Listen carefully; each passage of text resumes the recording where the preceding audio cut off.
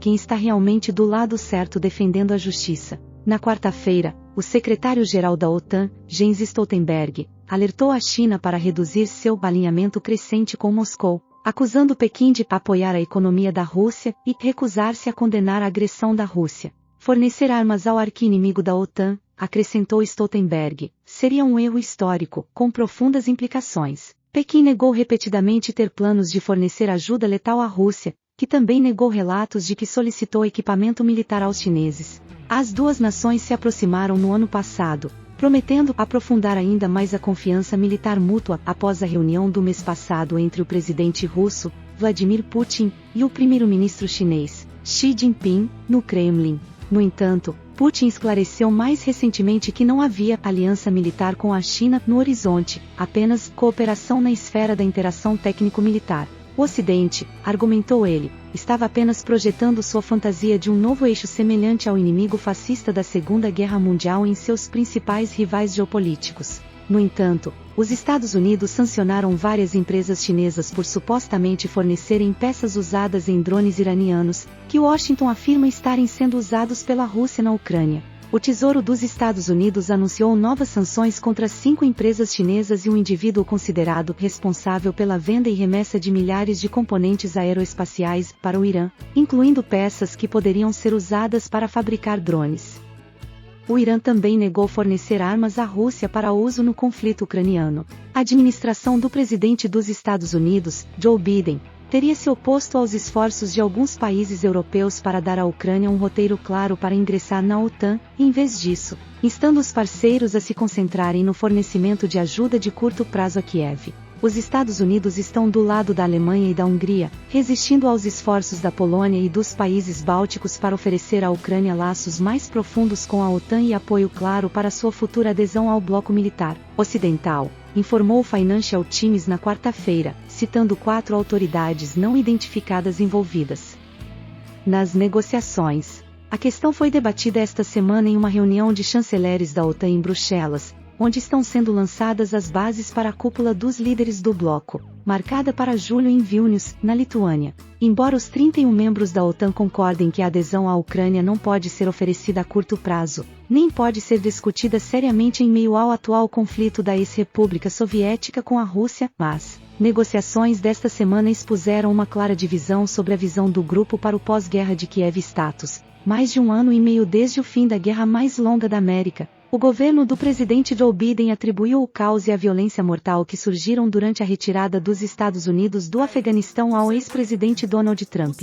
As escolhas do presidente Biden sobre como executar uma retirada do Afeganistão foram severamente limitadas pelas condições criadas por seu antecessor, disse a Casa Branca em um relatório de 12 páginas divulgado na quarta-feira. Biden herdou a menor presença de tropas dos Estados Unidos no Afeganistão desde 2001, bem como um acordo de Trump para retirar todas essas forças até maio de 2021.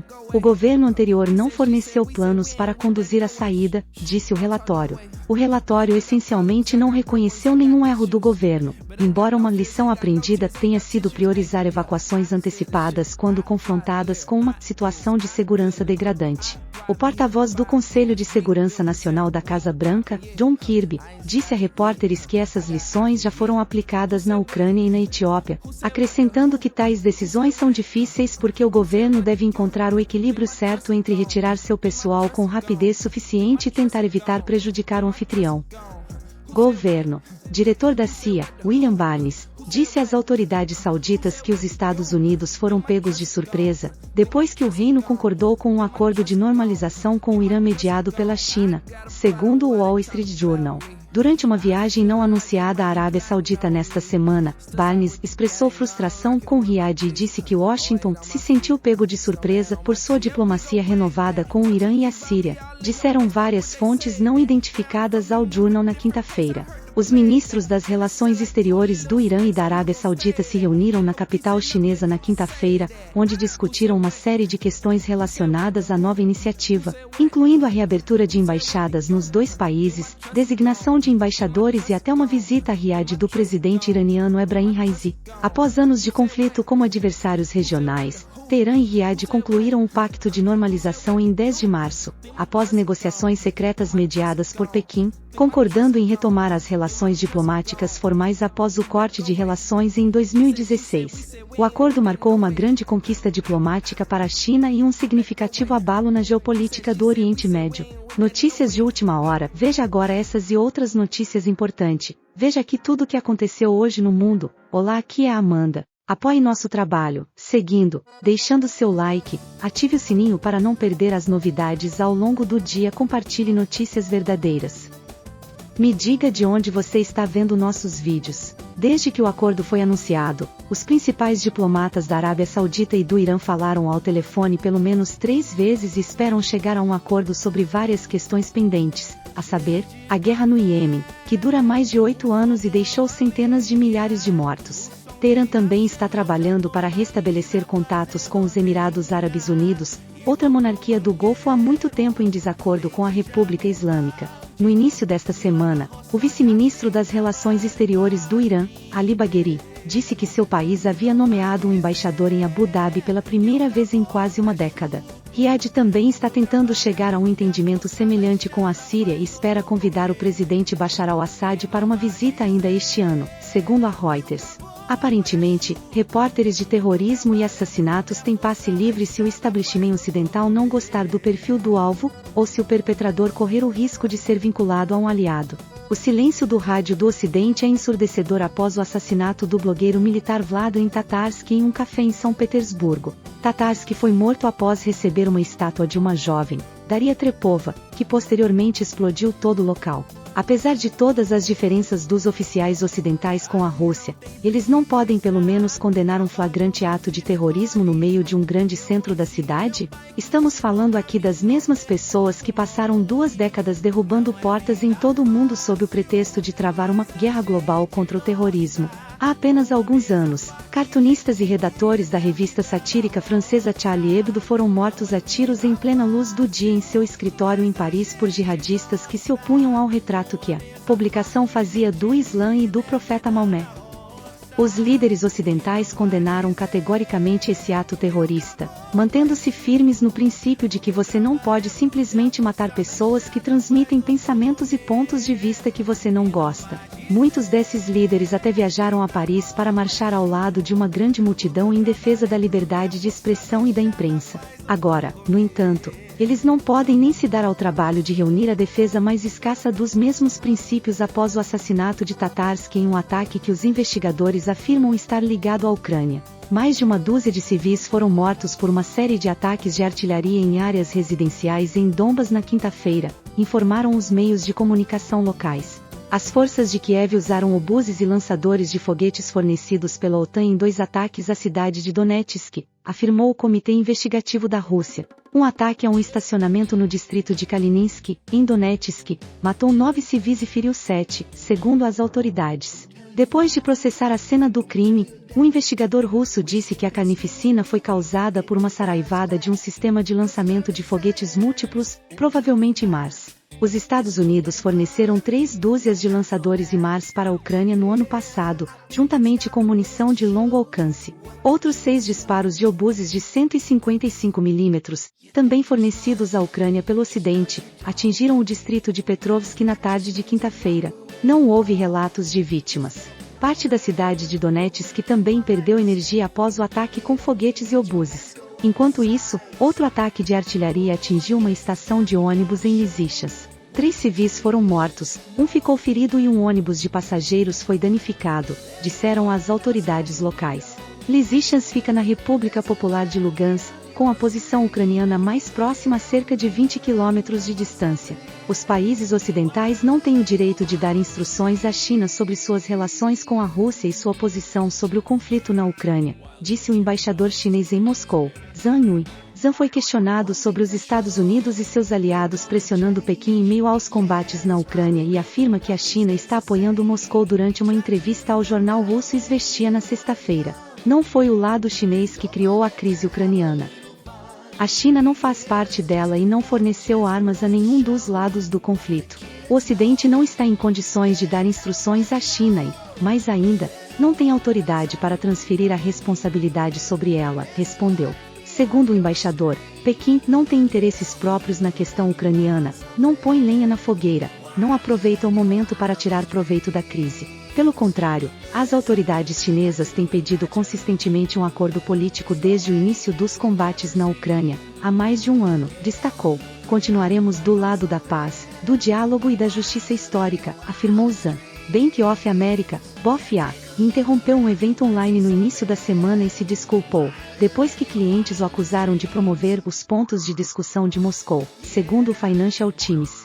Alguns participantes ficaram ofendidos com as críticas ao presidente ucraniano, Vladimir Zelensky, e com uma descrição dos danos econômicos sofridos por seu país, e apresentaram suas reclamações durante a conferência, informou o jornal britânico na quinta-feira. A conferência de 2 dias do BOFA sobre geopolítica começou na terça-feira, mas os organizadores cancelaram 3 sessões que discutiam as sanções dos Estados Unidos contra a Rússia e as relações entre Washington e Moscou, disse o jornal.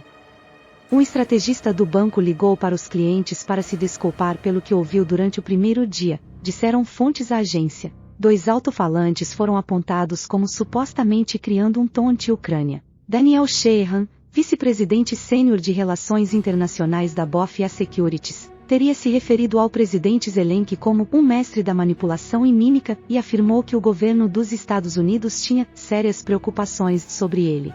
Um porta-voz do BOFA disse ao Financial Times que Sheehan estava explicando as opiniões de outras pessoas sobre o líder ucraniano, e não as dele. Nikolai Petro, professor de ciência política na Universidade de Rhode Island, também foi identificado como tendo pontos de vista questionáveis. Petro é um estudioso da União Soviética e da Rússia, que recentemente escreveu um livro intitulado A Tragédia da Ucrânia, o que a tragédia grega clássica pode nos ensinar sobre a resolução de conflitos. Manifestantes protestando contra a reforma previdenciária de Emmanuel Macron atearam fogo ao restaurante parisiense favorito do presidente francês, La Rotonde. Cerca de 300 manifestantes entraram em confronto com a polícia do lado de fora do elegante restaurante no icônico Boulevard du Montparnasse, em Paris, na quinta-feira, informou a mídia local, citando autoridades. Pedras, garrafas e sinalizadores foram atirados contra as forças de segurança, fazendo com que os toldos vermelhos marcados na frente de La Rotonde pegassem fogo.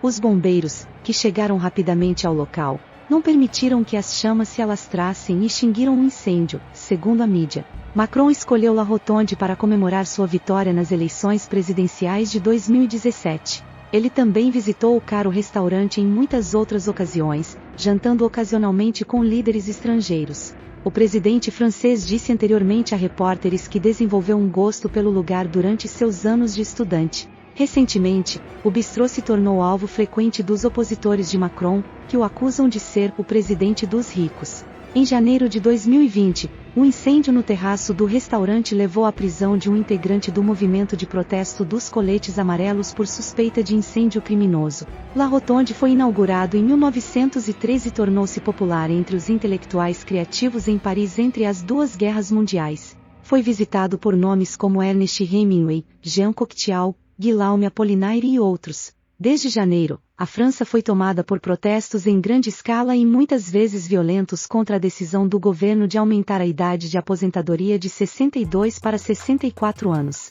Notícias de última hora. Veja agora essas e outras notícias importantes. Veja aqui tudo o que aconteceu hoje no mundo. Olá, aqui é a Amanda. Apoie nosso trabalho, seguindo, deixando seu like, ative o sininho para não perder as novidades ao longo do dia, compartilhe notícias verdadeiras. Me diga de onde você está vendo nossos vídeos. As tensões aumentaram ainda mais no mês passado, depois que Macron usou o privilégio executivo para aprovar o projeto de reforma da Previdência sem uma votação parlamentar. De acordo com o Ministério do Interior francês, cerca de 57 mil pessoas se reuniram em Paris na quinta-feira, que foi o 11º dia de protestos em todo o país. O Sindicato da Confederação Geral do Trabalho, CGT, estimou o comparecimento muito mais alto, em torno de 400 mil. Câmara dos Representantes do Tennessee votou na quinta-feira para expulsar 2 legisladores democratas, depois que eles foram acusados de violar as regras de conduta ao realizar um protesto contra o controle de armas no plenário da Câmara. O presidente Joe Biden foi rápido em criticar a medida da legislatura liderada pelos republicanos, descrevendo-a como antidemocrática. Na semana passada, os deputados Justin Jones e Justin Pearson interromperam os procedimentos da Câmara liderando cânticos com um megafone, alegando que os republicanos falharam em abordar a questão do controle de armas após um tiroteio em massa na escola Covenant em Nashville no final do mês passado. Jones foi expulso por 72 votos a 25, enquanto 69 legisladores apoiaram a remoção de Pearson, que assumiu o cargo apenas em 27 de março. A colega democrata Gloria Johnson escapou por pouco do mesmo destino, pois a resolução para derrubá-la falhou por um único voto. Apenas um punhado desses casos ocorreu desde o fim da Guerra Civil Americana. De acordo com o jornal The Tennessean, os manifestantes que apoiavam os legisladores expulsos gritavam "que vergonha" e "fascistas" da galeria da Câmara após a contagem dos votos. Pelo menos 20 pessoas teriam encenado uma manifestação descrita como um "daim" do lado de fora das portas da Câmara. Pearson rotulou a decisão de expulsão de erosão da democracia na legislatura estadual, jurando que "nunca desistiremos". Os dois legisladores depostos, ambos negros, também apontaram que seu colega branco foi poupado, alegando que uma dinâmica racial estava em jogo. Os líderes republicanos negaram essas alegações. Johnson, que também participou do protesto, insiste que não usou o megafone. Todos os três democratas também encorajaram crianças, pais e outras pessoas que os apoiaram na legislatura a entoar slogans de controle de armas também. O incidente resultou em resoluções de expulsão sendo arquivadas contra os legisladores por consciente e intencionalmente trazer desordem e desonra para a legislatura. Enquanto os funcionários destituídos admitiram ter violado o Código de Conduta, muitos colegas democratas argumentaram que sua expulsão foi injustificada. A declaração do presidente Biden descreveu a remoção dos dois legisladores como chocante, antidemocrática e sem precedentes. Ele acusou os republicanos de não discutirem de forma significativa a questão da violência armada e afirmou que, em vez disso, eles estavam se concentrando em perseguir seus colegas democratas. As refinarias indianas aumentaram o fornecimento de diesel e combustível de aviação para a UE depois que as importações de petróleo da Rússia para o país atingiram níveis recordes no ano fiscal de 2022 a 2023, informou a Reuters na quarta-feira, citando dados preliminares de rastreamento de navios da Clary Vortexa. A saída sugere que a UE tem usado a Índia como uma porta dos fundos, dado o forte aumento nas importações de petróleo russo de Nova Delhi desde que o bloco proibiu o petróleo do país sancionado. De 2022 a 2023, as refinarias indianas compraram entre 970 mil e 981 mil barris de petróleo russo por dia, representando mais de um quinto das importações totais do país, que ficaram entre 4,5 milhões e 4,6 milhões de barris por dia, BPD, dados Clary Vortexa mostrou. O petróleo bruto com desconto da Rússia permitiu que as plantas de processamento asiáticas aumentassem a produção e vendessem produtos petrolíferos para a UE a um preço competitivo. De acordo com Clary, a Índia fornecia uma média de 154 mil barris de diesel e combustível de aviação por dia para a UE antes do conflito na Ucrânia. Os volumes subiram para 200 mil BPD depois que a UE impôs um embargo às importações de produtos petrolíferos russos em fevereiro, mostraram os dados. As exportações de diesel da Índia para a Europa saltaram entre 12% e 16%, para 150 mil, 167 mil BPD no último ano fiscal, já que os clientes ocidentais evitavam produtos russos, elevando a participação de Nova Delhi nas exportações de combustível para 30%, de 21% a 24% no ano anterior.